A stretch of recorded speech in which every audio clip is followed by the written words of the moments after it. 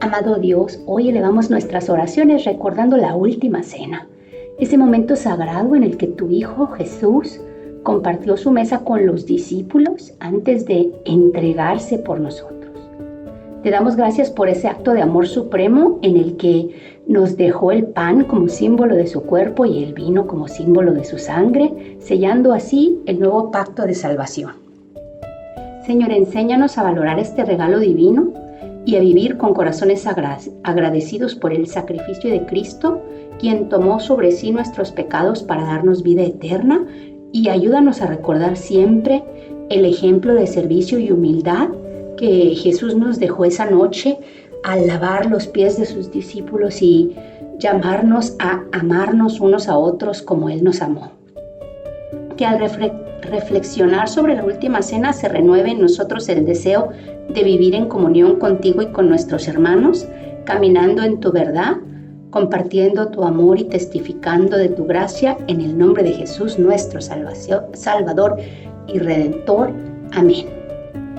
Hola, qué bueno que me acompañas a un día más de Biblia Diaria. Yo soy Claudia y hoy, que es 18 de noviembre, vamos a leer Hechos 7 y 8.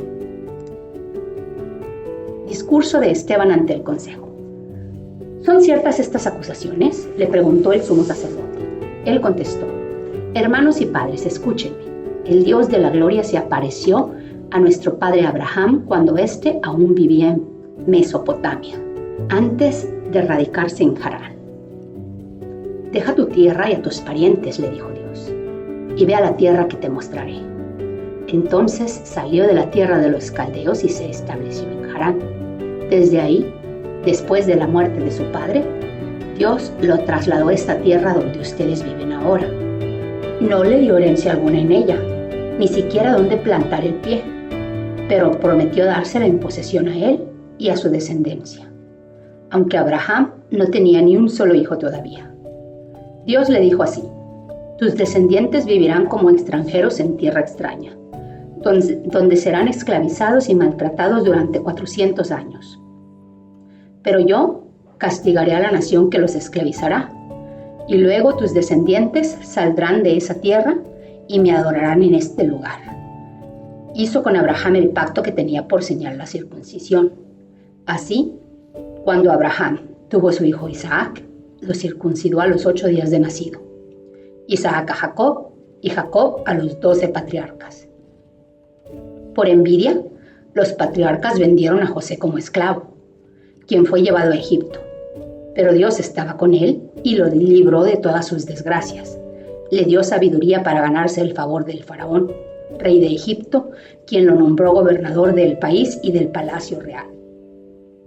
Hubo entonces un hambre que azotó a todo Egipto y a Canaán y causó mucho sufrimiento.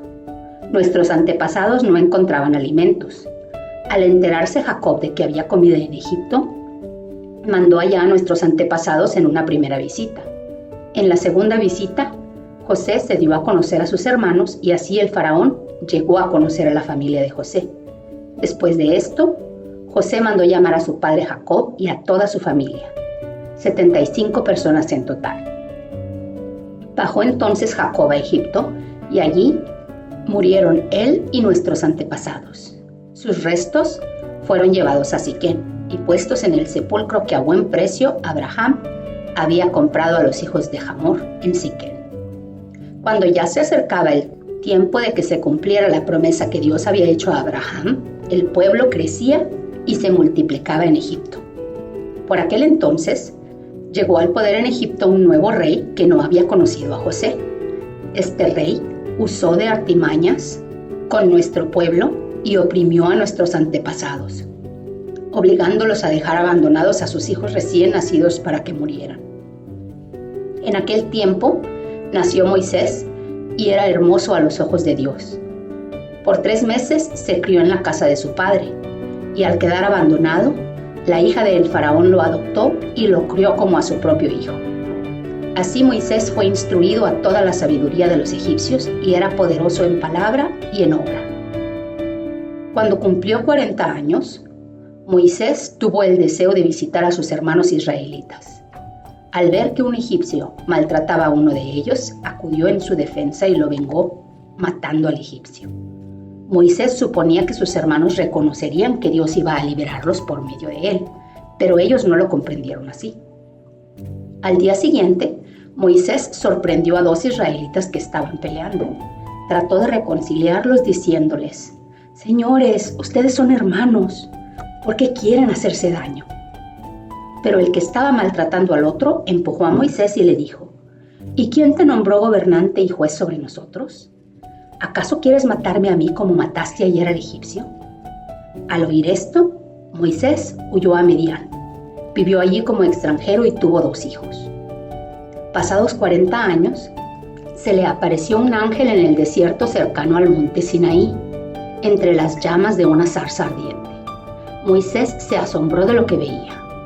Al acercarse para observar, oyó la voz del Señor: «Yo soy el Dios de tus antepasados, el Dios de Abraham, de Isaac y de Jacob». Moisés se puso a temblar de miedo y no se atrevía a mirar. Le dijo el Señor: «Quítate las sandalias, porque estás pisando tierra santa. En verdad he visto la opresión que sufre mi pueblo en Egipto. Los he escuchado quejarse, así que he descendido para librarlos. Ahora ven y te enviaré de vuelta a Egipto». A este mismo Moisés, a quien habían rechazado diciéndole: «¿Y quién te nombró gobernante y juez?», Dios lo envió para ser gobernante y libertador mediante el poder del ángel que se le apareció en la zarza.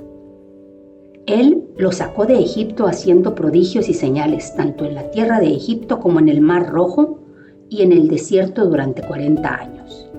Este Moisés dijo a los israelitas: «Dios hará surgir para ustedes de entre sus hermanos a un profeta como yo». Este mismo Moisés estuvo en la asamblea en el desierto, con el ángel que le habló en el monte Sinaí y con nuestros antepasados. Fue también él quien recibió palabras de vida para comunicárnoslas a nosotros. Nuestros antepasados no quisieron obedecerlo a él, sino que lo rechazaron. Lo que realmente deseaban era volver a Egipto, por lo cual dijeron a Aarón: «Tienes que hacernos dioses que vayan delante de nosotros, porque a ese Moisés que nos sacó de Egipto no sabemos qué pudo haberle pasado». Entonces se hicieron un ídolo en forma de becerro, le ofrecieron sacrificios y tuvieron fiesta en honor a la obra de sus manos. Pero Dios les volvió la espalda y los entregó a que rindieran culto a los astros. Así está escrito en el libro de los profetas: «Casa de Israel, ¿acaso me ofrecieron ustedes sacrificios y ofrendas durante los 40 años en el desierto? Al contrario, ustedes se hicieron cargo del santuario de Moloc, de la estrella del dios Refán y de las imágenes que hicieron para adorarlas. Por lo tanto, los mandaré al exilio más allá de Babilonia». Nuestros antepasados tenían en el desierto la tienda con las tablas del pacto, hecho como Dios había ordenado a Moisés, según el modelo que éste había visto. Después de haber recibido el santuario, lo trajeron consigo bajo el mando de Josué. Cuando conquistaron la tierra de las naciones que Dios expulsó de la presencia de ellos, allí permaneció hasta el tiempo de David, quien disfrutó del favor de Dios y pidió que le permitiera proveer una morada para el Dios de Jacob. Pero fue Salomón quien construyó la casa. Sin embargo, el Altísimo no habita en casas construidas por manos humanas. Como dice el profeta: «El cielo es mi trono y la tierra el estrado de mis pies». ¿Qué casa me pueden construir?, dice el Señor. ¿Dónde estará el lugar de mi reposo? ¿No es mi mano la que ha hecho todas estas cosas? Tercos, duros de corazón y torpes de oídos, ustedes son iguales que sus antepasados, siempre resisten al Espíritu Santo. ¿A cuál de los profetas no persiguieron sus antepasados? Ellos mataron a los que de antemano anunciaron la venida del justo, y ahora a este lo han traicionado y asesinado ustedes, que recibieron la ley promulgada por medio de los ángeles y no la han obedecido. Muerte de Esteban. Al oír esto, rechinando los dientes, se enojaron mucho contra él. Pero Esteban, lleno del Espíritu Santo, fijó la mirada en el cielo y vio la gloria de Dios y a Jesús de pie a la derecha de Dios. «Veo el cielo abierto», exclamó, y al Hijo del Hombre de pie a la derecha de Dios. Entonces ellos, gritando a voz en cuello, se taparon los oídos y todos a una se abalanzaron sobre él. Lo sacaron a empellones fuera de la ciudad y comenzaron a apedrearlo. Los acusadores encargaron sus mantos a un joven llamado Saulo. Mientras lo apedreaban, Esteban oraba. Señor Jesús, decía, recibe mi espíritu. Luego cayó de rodillas y gritó, Señor, no les tomes en cuenta este pecado. Cuando hubo dicho esto, murió. Y Saulo estaba allí, aprobando la muerte de Esteban. La iglesia perseguida y dispersa. Aquel día se desató una gran persecución contra la iglesia en Jerusalén y todos, excepto los apóstoles, se dispersaron por las regiones de Judea y Samaria. Unos hombres piadosos sepultaron a Esteban e hicieron gran duelo por él. Saulo, por su parte, causaba estragos en la iglesia. Entraba de casa en casa, arrestaba a hombres y mujeres y los encarcelaba. Felipe en Samaria. Los que se habían dispersado predicaban la palabra por donde quiera que iban. Felipe bajó a una ciudad de Samaria y les anunciaba al Cristo. Al oír a Felipe y ver las señales que realizaba, mucha gente se reunía y todos prestaban atención a su mensaje. De muchos endemoniados los espíritus malignos salían dando gritos, y un gran número de paralíticos y cojos quedaban sanos. Y aquella ciudad se llenó de alegría. Simón el hechicero. Ya desde antes había en esa ciudad un hombre llamado Simón que, jactándose de ser un gran personaje, practicaba la hechicería y asombraba a la gente de Samaria. Todos, desde el más pequeño hasta el más grande, le prestaban atención y exclamaban, «Este hombre es al que llaman el gran poder de Dios». Lo seguían porque por mucho tiempo los había tenido deslumbrados con sus artes mágicas. Pero cuando creyeron a Felipe, quien anunciaba las buenas noticias del reino de Dios y el nombre de Jesucristo, tanto hombres como mujeres se bautizaron. Simón mismo creyó y después de bautizarse, seguía a Felipe por todas partes, asombrado de los grandes milagros y señales que veía. Cuando los apóstoles que estaban en Jerusalén se enteraron de que los samaritanos habían aceptado la palabra de Dios, les enviaron a Pedro y a Juan. Estos, al llegar, oraron por ellos para que recibieran el Espíritu Santo, porque el Espíritu aún no había descendido sobre ninguno de ellos. Solamente habían sido bautizados en el nombre del Señor Jesús. Entonces Pedro y Juan les impusieron las manos y ellos recibieron el Espíritu Santo. Al ver Simón que mediante la imposición de las manos de los apóstoles se daba el Espíritu Santo, les ofreció dinero y pidió, «Denme también a mí ese poder, para que todos a quienes yo les imponga las manos reciban el Espíritu Santo». «Que tu dinero perezca contigo», contestó Pedro, «porque intentaste comprar el don de Dios con dinero. No tienes arte ni parte en este asunto, porque no eres íntegro delante de Dios. Por eso arrepiéntete de tu maldad y ruega al Señor. Tal vez te perdone el haber tenido esa mala intención. Veo que vas camino a la amargura y a la esclavitud de la maldad».